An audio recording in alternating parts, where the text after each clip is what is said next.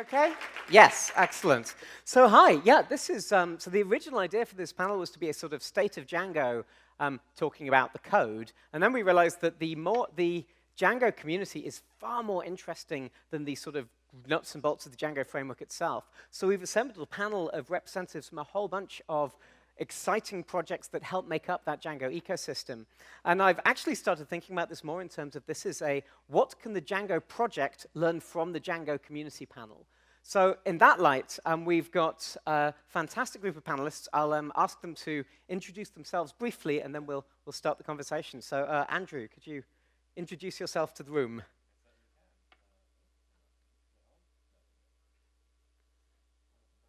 One, two, there we go.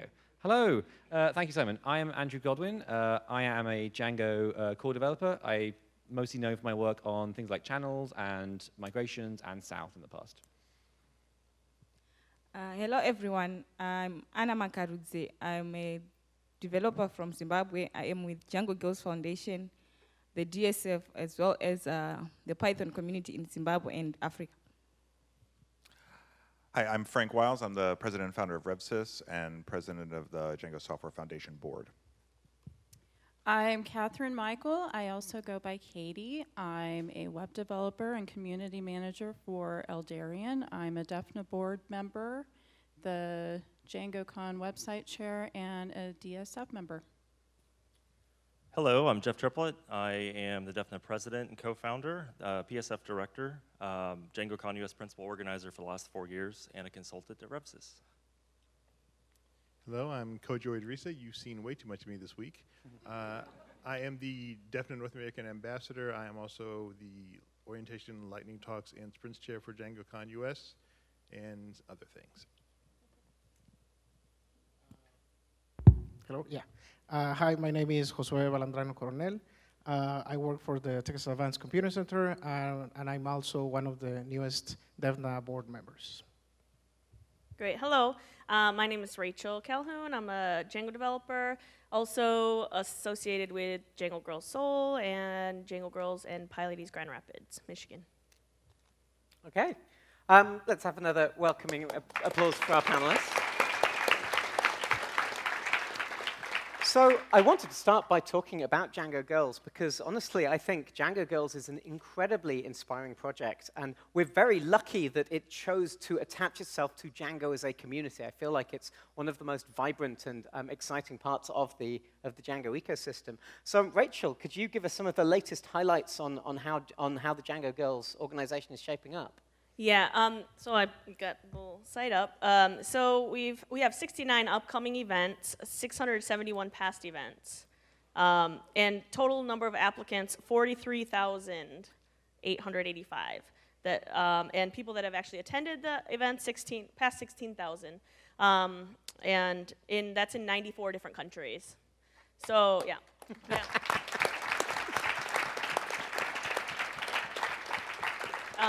And last year there was the impact report, and we sent out surveys to try to see where people are now, because we hadn't been tracking that. And from the responses we got, 21% of participants that came to our workshop, they started into tech after that, and now they're working in tech. So yeah. I just think that's astonishing. So Anna, could you give us an update on how Django Girls is shaping up in Africa? We have many events happening, mostly in Nigeria. I think Nigeria has recorded the highest number of events, but we have events happening across Africa, South Africa, Zimbabwe, Namibia, Ghana, and many other countries. So Django Girls has been instrumental not only in impacting women, introducing them to technology and coding, but it has also helped us grow our communities, because every other country that's developing their Python community, they are starting by organizing Django Girls, and then they move on to PyCons and other events. So it has really been helpful for us as a continent in developing the Python community and advancing the use of Python in Africa. And so I understand the DSF actually funds Django Girls events. Could you talk us through some of how that works? Yeah, so actually it's one of the bigger uses of DSF funds. It kind of goes paying for the fellows and then funding Django Girls events and then funding other types of Django events and specific types of development. But yeah, it's been really successful. We actually have had to move to kind of having it be part of a consent agenda for the DSF board meetings so that we don't end up taking up most of our board meetings saying yes, yes, yes, yes, yes to all these Django Girls events. Fantastic. So on that sort of topic, I feel like one of the things that Django Girls brings to the Django community is a fantastic focus on education and sort of helping people get started with learning how to achieve their goals in web development with Django as the sort of substrate there. So open question to the panel. How can we double down on that and become the open source community with the best possible education experience for newcomers? I'll kind of start us off, I guess, because I am a career changer, so I've kind of experienced both ways, as a participant, as an organizer, and as a coach. So obviously resources. There's a Django Girls tutorial, that's great, but then what next, right? And I think that's something we could improve on. A roadmap, more resources, or just a way to go after that. Luckily, I had people around me to help me with that, but not everyone is like that. And that's the next thing, is mentorship. It's hard to find them, so if you're a developer, I encourage you to reach out and help junior developers or people that are interested in getting into tech, right, to help them out. Yeah. And a sort of follow-on from that, what makes a good mentor? Like, There we go.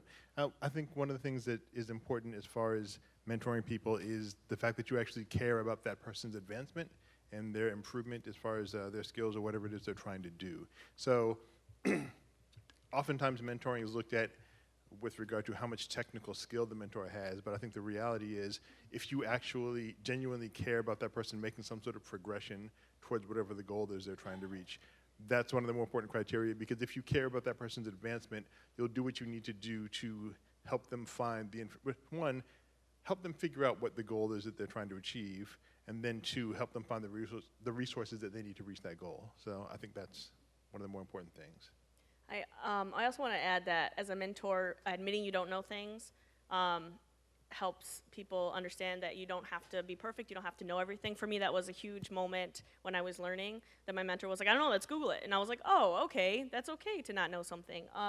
And another thing is resources. Something I got from my mentors was just, conferences coming up, scholarship opportunities, things like that maybe you're not exposed to, and you're not really in the tech field, and if someone can share that with you, that's very, very valuable. Yeah, I definitely echo that. I always try, if I'm mentoring somebody, to tell them some story where I didn't know what I was doing, and it took me forever to figure out that thing. I think it puts people at ease. And then just kind of having that kind of beginner mind, what was stuff that tripped me up way back then, and being able to kind of just do that empathy of, yeah, I've been there too. I remember what that was like. Josue, did you have a documentation and tutorial project that you were developing? Yes, well, actually, one of the efforts that we're doing at DEFNA is trying to open a little bit more resources for people that would like to create events. So, I mean, it does have to do with the topic at hand right now, which is trying to teach other people, right, about everything that we can about software programming and Django and all of that. So, a lot of that actually happens in all of these different types of events. Not all of those have to be really big events. Like, for instance, this one could be smaller events, like the ones that Django Girls actually also do, different type of tutorials and stuff like that. One really good resource, actually, it comes from Django Girls, which is the handbook that they have to create events. But we're trying to create more resources around that, and just different guidebooks on how to create different types of events. So if anybody has any questions about how to actually start with that, you can I don't know, contact us. I'd like to add that we'd love to have assistance with this, and it's been a huge boost to have Josue join the board, because he has kind of spearheaded this, and we're doing a lot of new outreach, not just in local communities, but also internationally. And it's really exciting because we're hoping to move beyond DjangoCon, it's been a new goal for us in the past year or so to move beyond DjangoCon to also do outreach in local communities. So yeah, this is a great opportunity to talk about events, because certainly Django Girls is a very events-focused organization. DEFNA has been doing an amazing job with DjangoCon and trying to push into further events. So a sort of open question to the panelists, why aren't there more DjangoCons around the world right now? That's mostly the DSF board's doing. We own the trademark around Django, and so and DjangoCon, and so we are the ones who let you have a DjangoCon. And the board's position on that has been the same for a long time, that running a conference is very hard, and most people don't realize really how hard it is and how much work goes into it. DEFNA spends most of the year organizing this, and with a group of a dozen or more people working on it throughout the year just to make it happen. And so if you're wanting DjangoCon Fredonia in your country, the worst thing you could do would be to have a conference that starts off and goes very badly for whatever reason, because you'll never end up having DjangoCon Fredonia again. You won't be able to get sponsorship, and you won't get people to buy tickets. So it's important that whoever starts one has a lot of event planning experience and can show that they've got kind of lines on sponsorship lined up, and before we would grant one, and that's why there's only a couple of them. But that applies to the sort of DjangoCon brand. At the same time, we're actively interested in encouraging as many of those smaller Django groups that aren't takes a year to plan a conference thing to pop up as possible, right? Yeah, absolutely. I mean, if you want to have Django Weekend or Django Day in your city, go for it. And let us know how we can help. But the larger conferences, we're kind of keeping the DjangoCon name close hold. So one thing that I've certainly realized is this DjangoCon is probably the most diverse technical conference I've ever been to, which I think speaks poorly to my previous choice of conferences. But I would like to ask the DEFNA members on the panel, how did you pull this off? Because this is not an accident. So pretty much, that's a hard question, actually. Kind of getting out of the way for a lot of people who want to help. I think if we look back 4 or 5 years ago, there was a much smaller group of people running the conference. And so one of the things we wanted this to be is a community-ran conference. And so we tend to err on the side of giving you more access to do things you want to do. And so far, it's worked out pretty well for us. Every year, too, is an iteration of the previous year and seeing what worked, what didn't work. That's been pretty successful. Honestly, as somebody who doesn't like to do public speaking, I have no problem not being on stage, which is why Kojo is on stage for hours and hours each day, which is great. So I think that was a big factor. We have a really good actionable code of conduct, too, so it's easy to keep nice people here because we can ask people who aren't nice to leave.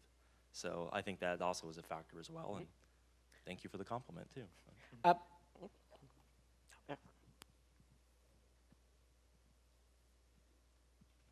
So I would say, as the person who's on stage all the time, one of the things, and I have said this to attendees here, and as one of the members of a former DEFNA board member and a DjangoCon US organizer, of that group, I think I am one of the more extroverted introverts. And so I have said this to people as I interact with them. The entire team has a very serious focus on trying to make DjangoCon as inclusive as possible. So not just trying to reach out to people of different groups, but trying to create a conference environment such that when people from a variety of different groups come to DjangoCon, you feel comfortable, you feel welcomed, because we really legitimately, truly want you to be here. And we want you to have the actual best DjangoCon experience you can have. And I'm the big visual one who's saying it to people and kind of in your face all the time, but there's a whole other group of organizers that you might not see as much who feel the exact same way. And so that's why you get that feeling here, because we're all on the same page about that. So. The organizers are, okay, I've never been an organizer for a different conference, so I don't know what other experience people have, but the organizers are absolutely constantly trying to find ways to make it more diverse and to bring underrepresented people in. and it is such an important part of it. I have experienced it myself, and it has just drastically improved my own life from Jeff encouraging me to become the website chair. And I wouldn't have thought of that for myself. And it was something I wanted to do, and it helped me learn and helped me mentor other people. And they are doing this, everyone is doing this in the community as far as I can tell among the organizers.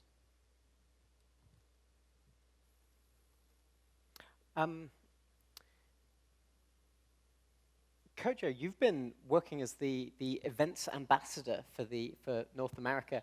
What are sort of the patterns that you've, the sort of themes that you've noticed in those conversations you've been having? Well, honestly, one thing that I've noticed, it's a thing that I think we, as the DjangoCon US folks, need to maybe get a little bit better at marketing-wise, is that people often think that DjangoCon is just for talks about Django. And so, so some people don't necessarily realize that. I've spoken to people and asked them to submit talks to DjangoCon. Like, oh, well, I don't do a lot of Django. But the reality is Django is an open source web framework written in Python. And so Python talks, acceptable. Web-related talks, or even about other web frameworks or about JavaScript front ends, acceptable. It's open source, so it's mostly built by volunteers, so talks that are related to the community and helping people maintain their volunteer efforts by not burning themselves out or dealing with their mental health issues or having a culture that is inclusive and welcoming to people. All of those are valid DjangoCon talks. And as I've gone to different events, literally all around North America and also Australia, I think that those sorts of values are represented in the different communities that I've been to. So I'm interested in hearing more.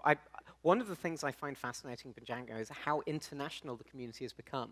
So I'd be interested in hearing more about some of the event plans in Mexico and Africa from Josue and from Anna. Yes, well, actually, there's been some effort also to try and bring all of these different type of events to Mexico. Right now, the one thing that we have, it's Python Day in Mexico. That's going to happen next month. But the other thing that also is going to happen, but this is going to happen until next year, and it's kind of like a first step, is to create a Pi Latam, which is Latin American. So that's going to be the first step to actually start to have more events like this one, and then eventually probably a DjangoCon. Maybe we're going to start with something like one day or something like that. I don't want to give out too many details because those might change. And there's other people also involved in the whole organization of the event.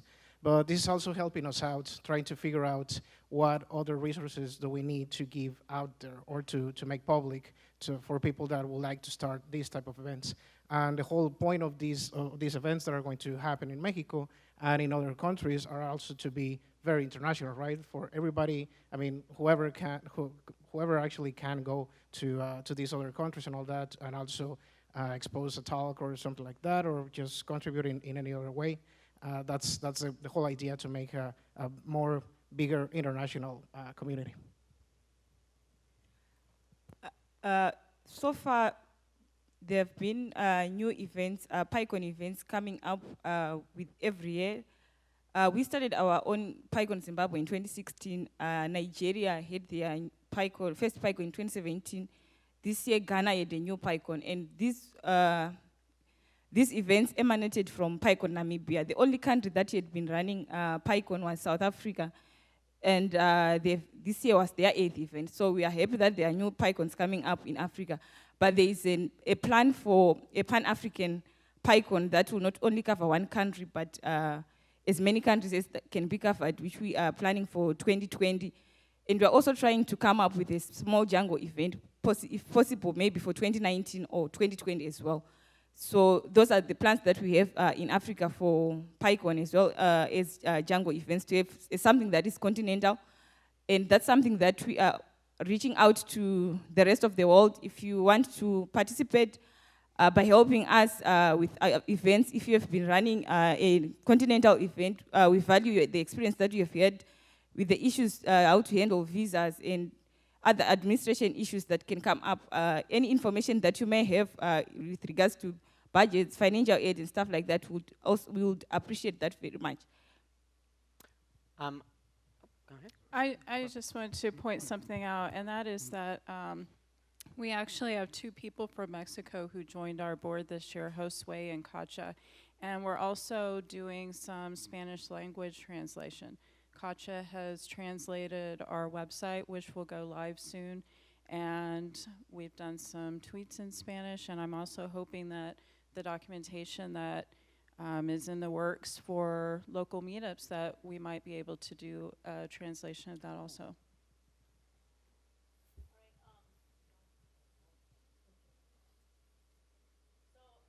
On that note about like internationalism, and in Korea, I started the Django Girls Seoul, and it took off.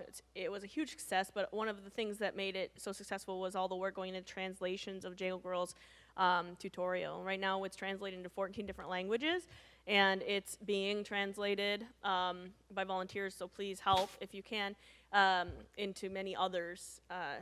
So that was my kind of plug on the international scope. So I'd like to move us on to talking about Django Core itself. And so I'm going to call on James Bennett in a moment as a quick guest. Actually, could we get you out here and we'll hand you a microphone. So this was discussed a little bit yesterday, but there is a proposal in the works to introduce a completely new governance model to Django, because right now, Django Core, I will be honest, does not look very much like the makeup of people in this room.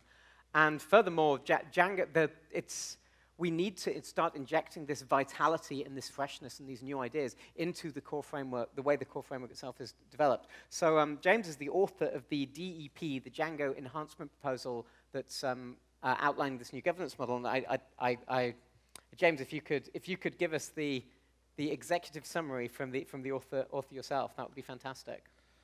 Okay, so the way that historically Django development has worked is there are certain people who have commit rights to the main repository. We call those people Django Core, and they sort of get to make decisions and do what they want.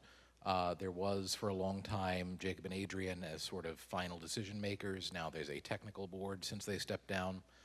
The proposal is get rid of that. Shut down the private Django Core mailing list and IRC channel, move all of the governance of Django, the framework, onto the public Django developers list. You may be wondering, well, if there are no more committers, how does code get into Django? The answer is already a lot of the commits that happen in Django are done by Carlton and Tim, who are the Django Fellows, who are paid by the DSF to do all sorts of management around the Django source code repository. The proposal is to formalize a role of a merger. This is not someone who just adds code on their own initiative. It's someone who merges pull requests from other people after discussion and consensus on the public mailing list. This does away with the need to have the sort of multi-tier, some people have special privileges and some people don't. Everybody would be equal on the Django developers list, and it would be consensus driven as to what gets into Django. The mergers would simply be a bureaucratic role. There would still be a technical board elected from the Django developers mailing list every so often to act as a final decision-making backstop if we need one. Although I will say I've been on the technical board, I think now 4 release cycles, and we've had very little work to do, so I would like to see that continue, because it seems like at least the consensus model seems to be working. Great. Any thoughts from the panel on this as a concept for governance going forward? Yeah, and in fact, like one of these things I can talk about, it's already started happening. So when I launched my big sort of proposal for like, hey, let's take Django and make it all asynchronous, I did that directly in public on the Django developers mailing list. So like we have the private list. The private list is not very busy, but it does still exist. And for many years, we want to try and get rid of it. So like, okay, let's just not do that. Go straight to public and try and get that discussion and like see if there's any objection. And like, much to my surprise, there was no objection. Like, there was a near unanimous agreement from the community, which is like, I am occasionally personally a little bit suspicious of, shall we say, everyone agreeing at once kind of base systems, but it seems to work with Django. And like, we've fostered this kind of community that works. And the technical board, you know, I'm also on it, and we've had like one email in the last year, I think. It's like, there's not much contentious going on right now. So in that regard, I think it's a good, maybe not the complete solution, but it's an excellent move forward for us. Anyone else got any input they want to make on this? So first of all, I think it's a great first step. My concern is just, you know, we do have a problem. It's an uncomfortable problem, and I'm glad we're addressing it. I've seemed to notice, like, there's certain parts of Django we've noticed, and even Django Girls, like when Django hired somebody to be the fellow, the framework advanced at a pace that we couldn't advance previously. With Django Girls too, having a couple of ambassadors, we've seen some huge improvements now where, you know, you have somebody who's paid to work on the problems and fix things. So my only concern is that I would love to see us take another step and hire somebody who is, you know, knows what they're doing with diversity, and let's like head on reach and let's, you know, let's fix some of the diversity issues by bringing an expert in. But I love the step. I think this is good, but I would just love to see a little extra bit.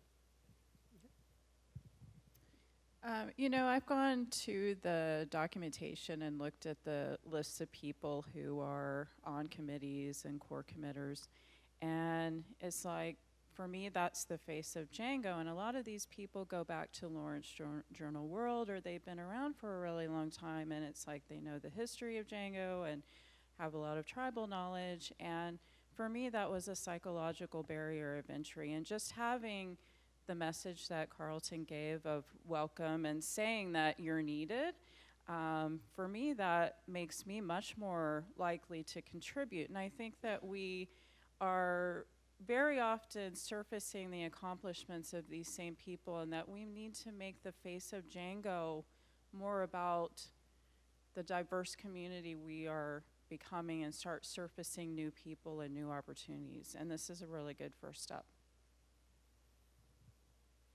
So a few people have mentioned the Django Fellows now. For anyone who's not familiar with that program, there are 2 Django Fellows who are actually employed by the Django Software Foundation, essentially to do the bug triage and help manage releases and the stuff which, the stuff that, I don't want to say the tedious stuff, but some of the sort of ongoing work that needs to be done to keep the community healthy. It's quite a rare model in open source, actually, and I think it's been extremely successful. I'm really impressed with the impact that's had. So my question for the panel is, do you feel like the Django Fellows program is working well as it is? I've kind of loaded the question there. But also, do you see, how do you see that program expanding, maybe with new responsibilities or other things that might help it work even better? In short, yes, it's working really well. We've seen a steady pace of releases. Security issues that come into the security mailing lists are dealt with and triaged super quickly, sometimes in less than a couple of hours, where with community resources that might have been a day or two, and if it was a busy holiday weekend, maybe several days. So you know, those parts of it work really well. I think one area where we could have more fellows if we raised more money, so Django could move faster and more, or you had money to put behind projects like moving to async, or like with the Mozilla grant for channels. If we had some piles of money like that, then we could, you know, employ people to work on those problems specifically. But I also think that we need to focus some energy around maintaining the third-party app ecosystem. Things like Django Debug Toolbar and all the things that the Jazz Band group takes care of. How can we support them? I know personally, almost every Django project I work on uses some number of third-party apps that aren't mine and aren't anybody as part of Django Core. How can we help them? Could we have a fellow who focused on those issues, looking for pull requests and small bug fixes, and be added as a maintainer across a lot of those projects? And I think that's something that we should explore.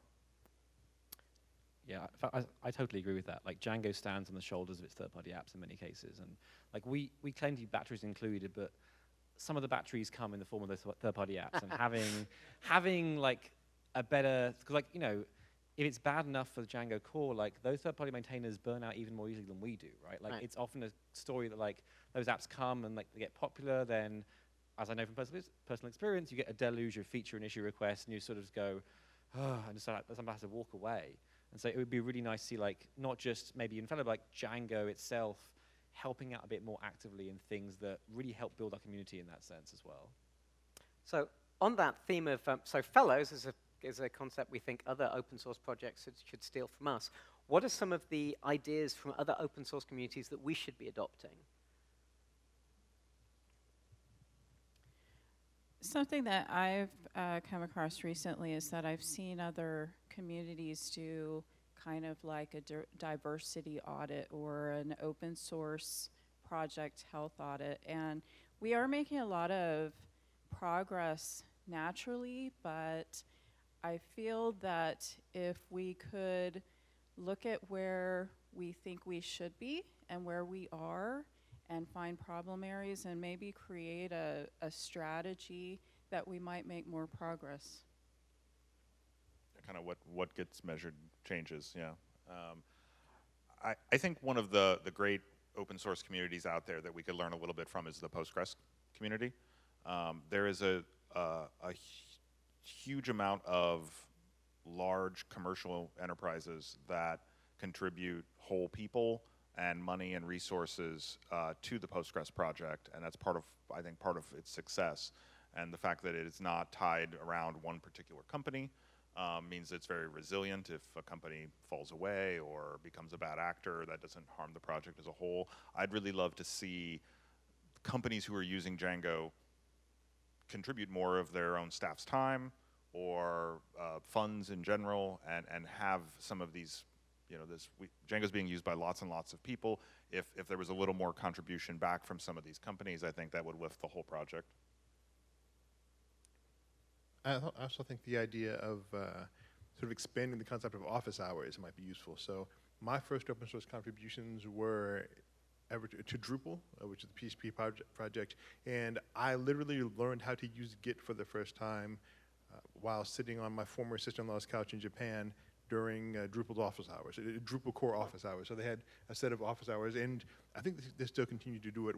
There's a certain period of time, once per week, I believe, where there are people in the IRC channels available to help you learn how to make contributions to the core. And I know that I believe Marietta holds office hours as far as Python core goes. And so there are some of those things that are being done, but sort of expanding efforts like that where a dedicated amount of time is going to be set aside for the purpose of helping people become more involved in the project in various ways. So, we've talked a lot about the Django community. Let's spend a little bit of time talking about the Django framework itself. So I'm interested in what are the big ideas for Django? What are some ambitious projects that Django should take on next? And I'm going to pick a speaker completely at random and point at Andrew to see if he has any thoughts on what the next big evolution of Django should look like. I have many thoughts, too much even for a full hour panel, I think. So yeah, this is one of the things, like, if you've seen any of my talks over the past couple of years, the end is often, what is Django, right? Like, my position is, like, Django has kind of achieved what its initial goal was, which was to become this sort of good framework that was designed for, like, from a newsroom environment initially. But, like, we had to work out what it is in future. And, like, my personal, like, pet project these days is asynchronous stuff. If you've not seen my blog post, the plan is to take progressively more and more of Django to be async capable, so starting with the request path, ending with the ORM being fully async capable. There's a lot of enhancements there as well. There's other small things too. We were just talking this morning, Simon, about MySQL now has great geospatial support. And so there's a huge opportunity there for adding good GeoDjango support to the MySQL backend. And there's all sorts of good ideas like this that we need to just go and find. One of the kind of problems is that many of us on the currently extant core team are a little bit sort of old, like long on the tooth, should we say? Like we've been around, like we sort of settled in our ways, and I think we got dogs. Yeah, we like going for walks with our dogs. I got too many hobbies, but the point is that we need that injection of fresh talent as well to help bring those new ideas, right? But certainly, in the short term, I think like if we want to be competitive on, to use a phrase, the world stage of frameworks, I think looking at what everyone else is doing and like what people are turning towards, things like Node especially or Go, and like having a great, fluid, easy to use asynchronous story is for me one of those big ones. Like, can we position Django as, oh no, we're not only with the experienced, like well-learned framework, but also we have all the shiny new things as well. That'd be really powerful. This reflects back to a sort of earlier topic. How do we take the lessons from our events world in inclusivity and lowering the barrier to entry for new developers, how do we apply those to Django Core itself? And that's an open question for the panel. So one way that we opened some stuff up in the last year or so that I don't think has maybe gotten as much news as maybe I should have tried to push for it, but who here is a member of the Django Software Foundation? Did you know that the rest of you can be too? All you have to do is go fill out a web form and you can become a member, and then you can vote on who gets to be on the board and participate in the discussions on these mailing lists. It is not a high traffic mailing list. No one will come and beat you if you don't vote. But so, please come and join and start participating. We can, if we're all kind of on the same mailing list, we can throw around ideas and communicate a little better as a community. Any further thoughts on lowering that barrier to entry? Well, I liked what Carlton said earlier in his talk, and just his approach to it, and trying to take away that pressure. But like mentorship, we had touched on it earlier, but just for myself too, I wouldn't feel comfortable, and I know people with 10 years experience or whatever experience, they might not feel comfortable. So just like if you know somebody that would like to be interested, or mention it, or nudge, right? Sometimes we just needed a little nudge in the right direction. And then if there is interest, kind of help them and pull them up, right, to where you are, if you're in a place where you can help somebody. I think that would definitely be helpful. Or if there was something more official, that a program that would be even better. But yeah. Actually, I want to steal a phrase from Rachel from earlier today with regard to helping people meet their goals. So if you're going to have people making contributions to Django, again, let's be realistic. The people who are going to make contributions to Django are going to be people who use Django. The people who use Django are going to be people who find that Django helps them do the things that they're wanting to do, whether that is become professional software engineers or to just build web applications that, that are for their Boy Scout troop or for their Overwatch League team or for whatever. No bias there. But the people who are going to actually contribute to Django are going to be the people who actually use Django. And so in your local communities, your local Python and Django user groups, if you can sort of make an effort to try to help draw more people in by showing them how Django can be useful to them, it can be beneficial to them, even if they're not planning to become professional software engineers. If Django is useful to them, those people become part of the community, and that widens the pool of the community, and so the volunteers, the contributors are going to come from that community who actually find use in Django. So I think that could be very helpful. Let's talk about money. So the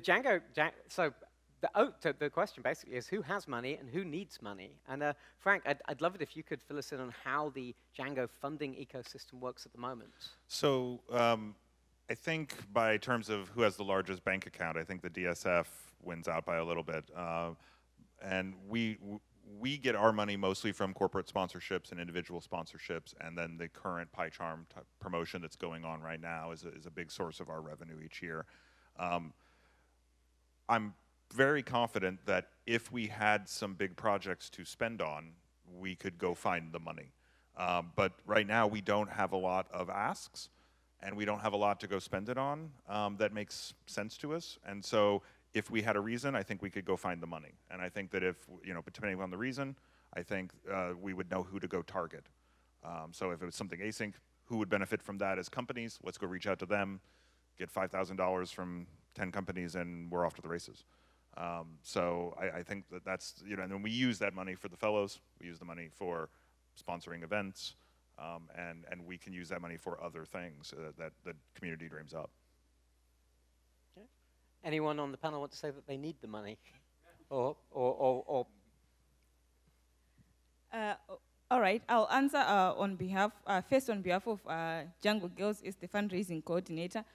Django Girls needs the money. We need to support our infrastructure that enables us to give the resources our volunteers are using to organize their events, support our online tutorials and stuff like that. So Django Girls does need the money. Then, as well as a DSF director representing Africa, we also need the money for our events in Africa. So we would really appreciate sponsorship for our events. So yeah, we need the money as Django Girls, as well as Africa needs your money. Thank you. Okay.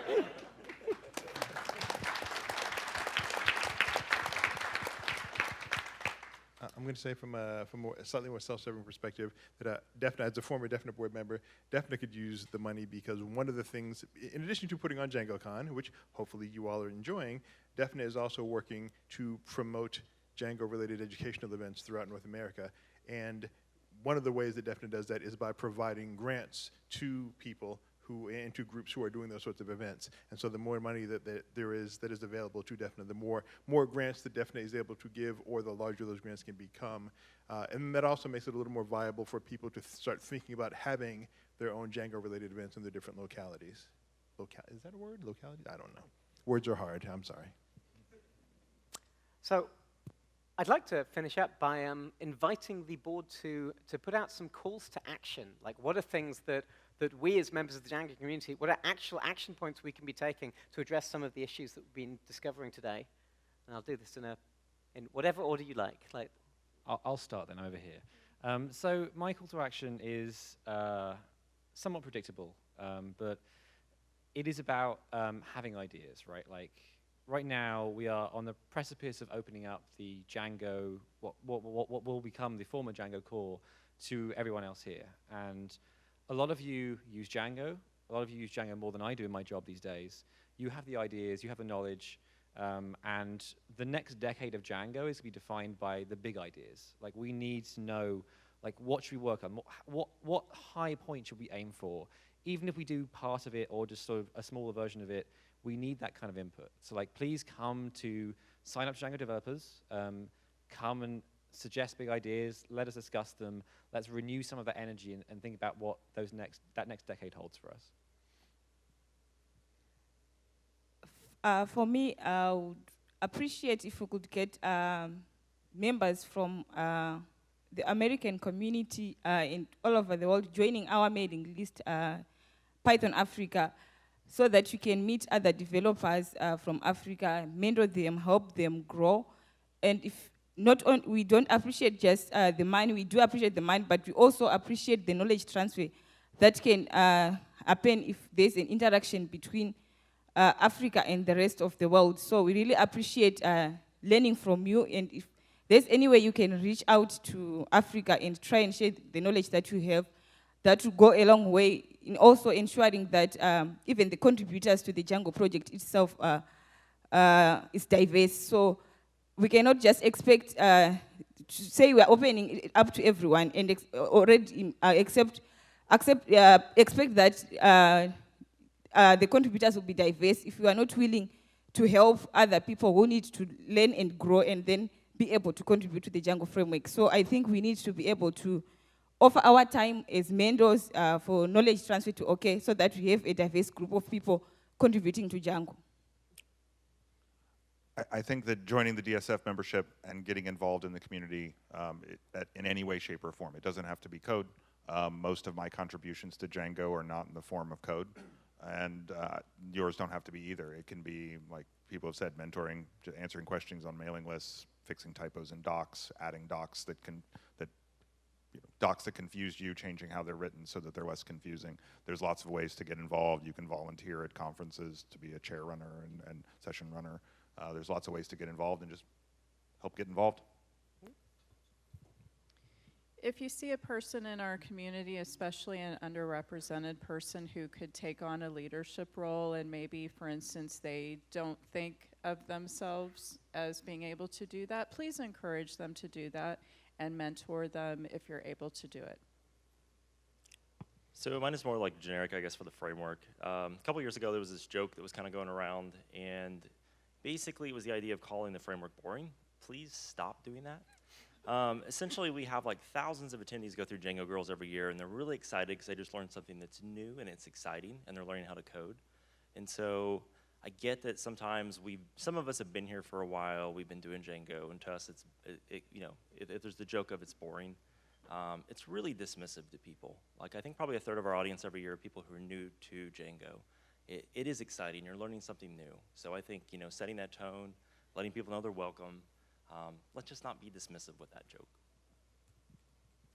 All right, so as the North American ambassador, I have specific assignments, literally. I'm going to give a couple of examples here. The idea is to start trying to build bridges. A lot of things that happen in Django are centered maybe in the US or in Europe, and so we need to expand upon that. So I'm going to look at Marietta and point to her as an example of how it's being done right. So Pi Cascades, a local conference that moves between Vancouver, Seattle, and hopefully Portland. So there you've got Canada and the US interacting with each other. I don't know if Ernest is here, but say Chicago, Detroit, Cleveland, you all are responsible for Toronto. And so I need bridges to be built between Toronto and Ontario. So wherever you're from, I'm in Texas, in Houston, Dallas, Austin, we're responsible for Mexico City, Guadalajara, San Diego, you're responsible for Tijuana. So wherever you live, go to Google Maps and just look at say, what's a 4 to 6 hour drive from you, and start to, if it's international, then start to try to make connections there. But even if it's not international, so for instance, Pi, Ohio and Columbus, Pi, Tennessee and Nashville, you all are responsible for Appalachia and making sure that there's more activity in those regions. And then Pi, Ohio, since PyCon is in Cleveland, this year and next year, start making those connections, using their connections with Toronto and Ontario to spread some of that information from Toronto and Ontario into Appalachia. And then when people from Texas come to Pi, Ohio and Pi, Tennessee, we can share that with the folks in Mexico City and Guadalajara. So, and people on the East and West Coasts, West Coast, you're responsible for Asia. East Coast, you're responsible for Europe. So, Nice. so you get to it. Also the Caribbean. Also the Caribbean. So Florida, actually, I'm going to say most of the Gulf Coast, we're responsible for the Caribbean, but also, if Pi Caribbean January and February, if you live in the northern part of North America, you want to go to the Caribbean in February. So keep that in mind. Good call, Kenneth. Well, along those same lines, also the whole thing about creating events local to wherever it is that you live, that's a really good idea. But also, if you don't have any idea on how to start, or maybe you're just not sure if you want to do it or not, you can come and talk to us. That's also something that we do at DEFNA, and that's something that we want to do even more, which is give you more information, more details, and guide you on how to do these things, because we know that it's not easy. But so the only thing is that we also need your feedback to see what is it, what's the information that's missing, that it should be out there, and it's not there. All right. I'm going to speak on behalf of Django Girls and what you can do to help us with that community. Money for your local events. Check. We're in 94 different countries and a ton of cities, so check what there is. If you don't have money or you don't want to give money, give your time. Organize events. Be a coach. You can do it. We have organizers' manuals online to follow, so it's basically copy-paste. And also help maintaining the tutorial and keep it up to date or translate it, as I said earlier. We need you. Awesome. Well, we're out of time, so thank you very much to our panel.